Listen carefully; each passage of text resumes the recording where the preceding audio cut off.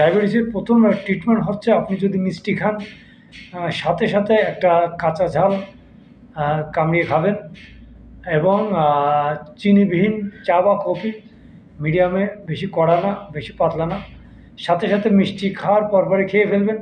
তাহলে আপনার সুগারের মাত্রা স্বাভাবিক অবস্থায় থাকবে। যখন আপনার দেহের ভিতরে যখন শিরাগুলো মাত্রায় বেশি থাকে তখন প্রচুর ঘুম হয়, এটা স্বাভাবিক নিয়ম।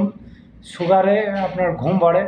আর যখন আপনি চিনিবিহীন চা বা কফি খাবেন এবং ঝাল খাবেন, সেটা যখন ভিতর থেকে ওয়াশ হয়ে গলা দিয়ে বেরোতে থাকে, দয়া করে ওই যে লালাটা বেরোয় ওটা খাবেন না।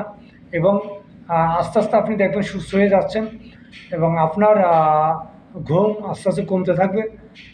যাই হোক বন্ধুরা, আমার এই কথাগুলো আপনারা পরীক্ষা করবেন। হুটহাট করে কোনো অপারেশনে যাবেন না বা না বুঝে অদক্ষ কোনো ডাক্তারের পরামর্শ নেবেন না। আগে হচ্ছে নিজে পরীক্ষা করবেন, তারপরে আপনারা আপনাদের সিদ্ধান্ত নিন।